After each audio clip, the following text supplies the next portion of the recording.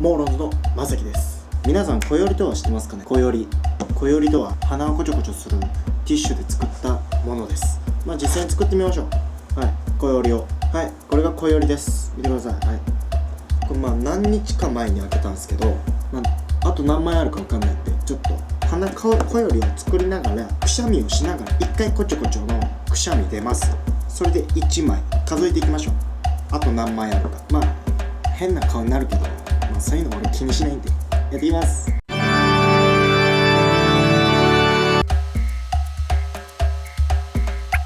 出ない。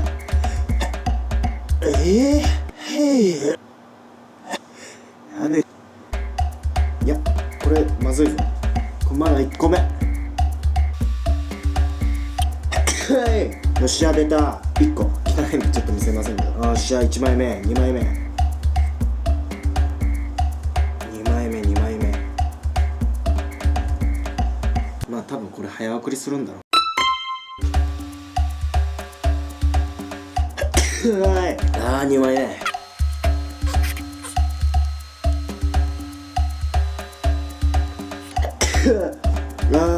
4枚目。これ自分自身との戦いだな。はい。全部飛んでた。こっちからね、鼻血が出てきた。やるぞ俺は。待って、鼻血やばくね。鼻血出てきました。はい、ということでね、人間の鼻の限界、こよりに負けました。鼻強えな、こより。俺の鼻から鼻血が出てきた。よし。